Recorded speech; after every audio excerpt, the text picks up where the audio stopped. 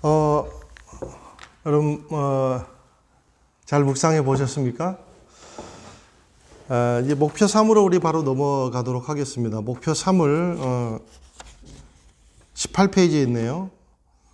박스 3을 한번 읽어보겠습니다. 성경은 어떠한 것을 통해 하나님에 대해 명확히 알 수 있다고 말하는지 발견하고 현재 내가 갖고 있는 하나님의 대한 생각과 느낌이 성경적으로 올바른 것인지 검토한다.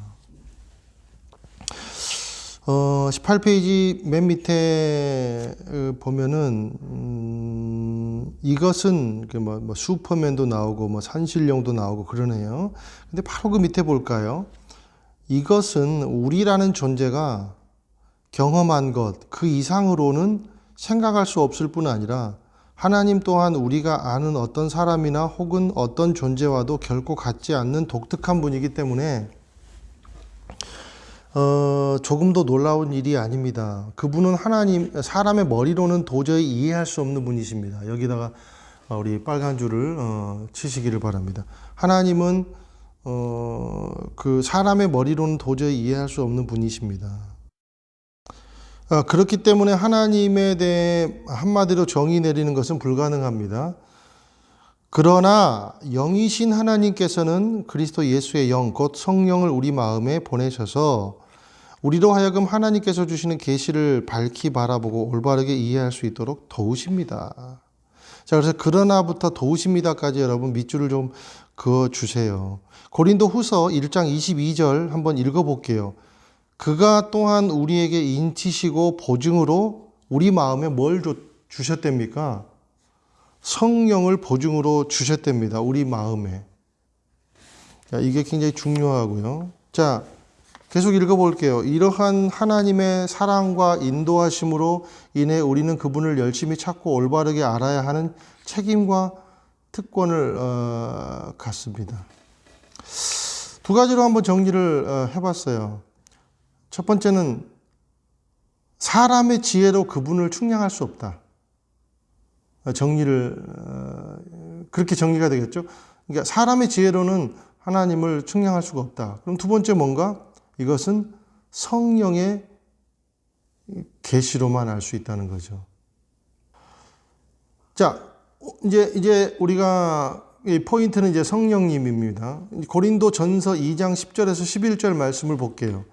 오직 하나님이 성령으로 이것을 우리에게 보이셨으니 성령은 곧 하나님의 깊은 것까지도 통달하시느니라. 사람의 일을 사람의 속에 있는 영 외에 누가 알리요? 이와 같이 하나님의 일도 하나님의 영 외에는 아무도 알지 못하느니라. 여러분 자신을 여러분이 가장 잘 알잖아요. 하나님도 하나님 자신을 하나님이 가장 잘 알 거예요. 물론 우리가 죄가 있기 때문에 자기 자신을 모르는 경우들이 많죠. 근데 하나님은 완전하신 분이기 때문에 하나님에 대해서는 하나님이 가장 완전하게 아시죠. 그러면 그것을 하나님이 우리에게 전수해 주고 싶어 하십니다. 그럼 누구를 어떤 걸 통해서 전수해 주겠습니까? 죄인된 우리에게 무엇을 통해서 전수가 되겠습니까? 우리의 지식? 우리의 한정된 자산? 우리의 망가진 성품? 안 돼요. 돌을 닦아서? 안 돼요. 뭘 통해 가능합니까? 여러분, 예수님의 제자들이 3년 동안 예수님을 하고 동고동락을 했지만 지금 우리가 고난주간을 지났잖아요. 3년 동안 동고동락을 하면서 하나님에게 많은 그러한 말씀을 들었지만 여러분, 제자들이 예수님을 제대로 알았나요? 근데 언제 제대로 알게 됐습니까? 예수님이 죽으시고 부활하시고 성령이 그들에게 내려오시고 성령이 그 삶을 주관하니까 이제 예수님을 제대로 알 수 있게 된 거죠. 하나님의 뜻을 제대로 알 수 있게 된 거죠. 자, 그래서 하나님의 성품을 아는 것은 공부해서 될 일이 아니라 영의 일이고 신적인 영역의 일이라는 겁니다. 사람의 지혜로 측량이 불가능하다는 겁니다. 여러분, 하나님의 무소부재성을 감당할 수 있습니까? 하나님의 전지성을 여러분 감당할 수 있겠습니까? 하나님의 전능하심을 하심을 여러분들 감당하실 수 있습니까? 그건 감당이 불가능한 거예요. 우리의 능력으로는 하나님의 무소부재성, 하나님의 전능성을 감당할 수가 없는 거예요. 설령 우리가 하나님을 안다고 해도, 하나님의 성품을 안다고 해도 우리가 우리의 삶 가운데서 그 하나님의 성품을 어떻게 우리가 감당해낼 수가 있겠습니까? 한번 여러분 자신에게 질문해 보세요. 그래요. 하나님의 성품을 알면 하나님의 뜻을 실천할 수 있다. 그래요. 말은 그렇게 할 수 있죠. 그런데 우리가 그 하나님의 전지의 전능하심, 하나님의 무소부재성을, 그 성품을 우리가 어떻게 감당을 해요? 우리의 삶의 중심에 어떻게 감당을 해요? 우리가 고작 살고 있는 그러한 지구의 공간, 아니 여러분의 삶의 그 공간, 직장의 공간, 여러분 몇 평짜리 집에 살아요? 여러분 그 집에 하나님의 전지 전능하심을, 하나님의 무소부재를 담을 수 있겠습니까? 못 담아요. 이해할 수가 없어요. 그런데 뭘 통해 가능합니까? 성령님을 통해서 가능하다는 거예요.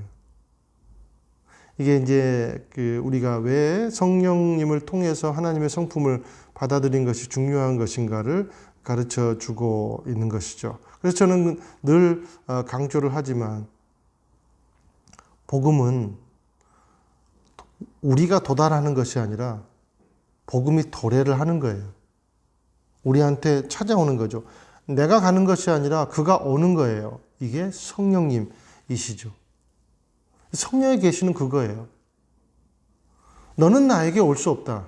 내가 너에게 감으로써 네가 나에게 올 수 있다는 것이죠. 그게 예수님의 육화된 것이죠. 그리고 예수님의 죽으심이고 부활이신 것이죠.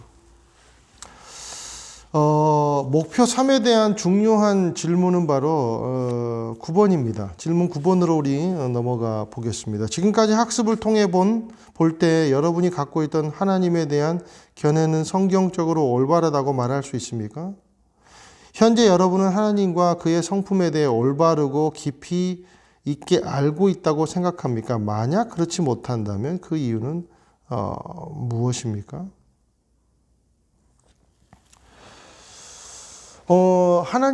우리가 그 하나님의 성품을 공부하고 배우면 공부하기 전에는 우리가 몰랐던 것이 있어요. 희미하게 알았던 것이 있어요. 그것은 뭐냐면 하나님의 그 성품에 대해서 개별적으로 생각을 한 거죠. 하나님의 거룩에 대해서 개별적으로, 하나님의 완전에 대해서 개별적으로, 하나님의 인자하심과 하나님의 사랑에 대해서 우리가 이렇게 개별적으로 마치 그 떡상에 떡이 진열된 것처럼 같은 모양이지만 개별적으로 생각을 하는 경우가 있는 것 같아요. 그것이 우리의 오류가. 저는 하나님의 성품을 공부하기 전에 이런 오류를 가졌거든요. 여러분은 어떠십니까? 그런데 하나님은 자 보세요. 우리가 이제 배웠어요. 하나님의 사랑 안에 하나님의 완전성이 있고, 하나님의 사랑 안에 하나님의 전지와 전능 모든 것이 담겨져 있고, 하나님의 전지와 그리고 하나님의 전능, 하나님의 무소부재 안에 사랑이 또한 담겨져 있고, 하나님의 무소부재 안에 하나님의 능력이 담겨져 있고, 다 모든 것이 완벽하게 융화를 이루는 완전성 이지 않습니까? 자, 그래서 이제 우리가 한 가지 오류를 잡아야 될 것은 뭐냐면, 하나님의 성품에 대한 이 개별적인 어떤 그 접근보다 전체적인 하나님의 완전성 안에서 하나님을 접근하는 게 필요합니다. 그리고 또 한 가지, 그 하나님의 전체적인 그 완전성은 우리가 담아낼 수 없는, 우리의 마음과 우리의 성품, 우리의 지정으로서 담아낼 수 없는 그러한 놀라운 완전성이라는 거예요. 자, 그래서 우리가 하나님을 받아들이고 하나님의 능력을 우리가 추구하고 하나님의 성품을 닮아가는 삶을 살기 위해서 우리에게 필요한 것은 그렇다면 무엇입니까? 성령의 끊임없는 계시와 도우심이 우리의 삶 가운데 필요하다라는 것입니다. 오직 성령을 통해서 이 계시된 이러한 말씀을 성령을 통해서 이해하고 성령을 통해서 기도하고 성령을 의지함으로 말미암아 그 성품을 누릴 수 있다라는 것이죠. 이게 우리에게 성령의 계시가 가져다주는 놀라운 유익이다라는 겁니다. 자, 이제 목표 4로 넘어가겠습니다. 20페이지의 목표 4로 넘어가겠습니다. 박스를 읽어볼게요. 하나님에 관한 지식이 내 삶에 미치는 영향들을 성경에서 찾아보고 이를 내 삶 속에서 적용한다.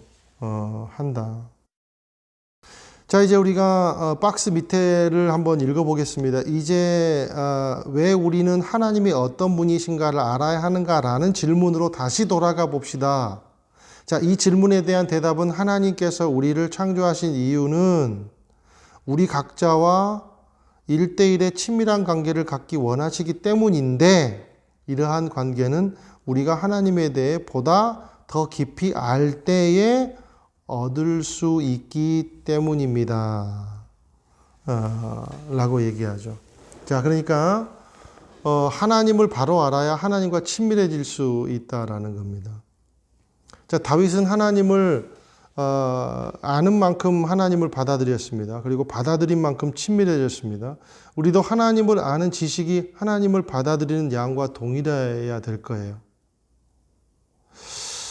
저와 여러분이 하나님을 알고 있다면 그 하나님을 받아들이는 양과 여러분 하나님을 아는 양이 동일합니까? 오늘 여러분에게 이 마지막 질문을 드립니다. 여러분들이 이 한 주 동안 하나님의 성품을 우리가 묵상하고 한번 고민해 봐야 될 것은 이거예요. 하나님을 내가 아는 만큼 하나님을 받아들이고 있는가? 하나님을 아는 양과 하나님을 받아들이는 양이 동일한가? 이게 이제 소위 얘기하면 복음이라는 것이 나의 삶이 되는 거죠. 그러니까 living life, 살아있는, 진짜 살아있는 생명이 되는 겁니다. 복음이 실제가 되는 삶이라는 것이죠.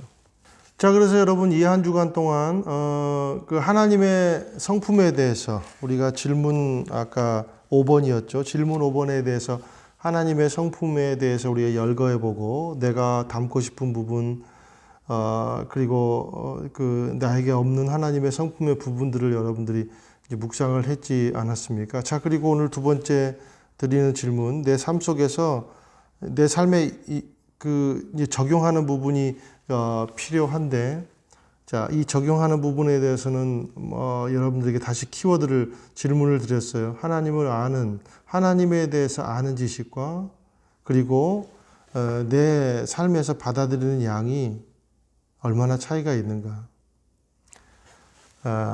그것을 한번 묵상해 보시면 하나님의 성품에 대해서 그리고 내 삶에 적용하는 부분에 대해서 이 편차가 극복이 될 줄로 믿어요. 한 주 동안 여러분들 오늘 우리가 함께 나눈 내용들을 가지고 깊이 있게 묵상하면서 더욱더 하나님의 그 성품 안에 들어가는 그런 능력 있는 삶이 되기를 주님의 이름으로 축원드립니다. 다음 주에는 반드시 예습을 해오시기를 부탁을 드리겠습니다. 제가 기도하고 마치도록 하겠습니다. 놀라우신 주님, 우리에게 하나님의 성품을 성령을 통해서 계시해 주심을 감사합니다. 또 창조를 통해서 또 주님 우리의 호흡을 통해서 사람들을 통해서 그리고 우리 만남을 통해서 이 땅의 사건과 사고들을 통해서 그 어떤 것을 통해서라도 하나님은 성령을 통해 우리에게 하나님의 성품을 계시합니다. 주여, 바라옵기는 우리가 하나님의 성품을 알게 인도해 주시고 그 하나님의 성품을 아는 양과 그리고 그 하나님의 성품을 받아들이고 내 삶 가운데 살아가는 그러한 모양이 동일한 모양이 될 수 있도록 이 영적인 부족하고 연약한 부분을 치료해 주시고 성령으로 도와주시옵소서. 한 주간도 우리 하나님께서 평안을 허락해 주시고 질병이나 여러 가지 곤고나 아픔 겪지 않도록 축복하여 주옵소서. 예수 그리스도 이름으로 기도합니다. 아멘.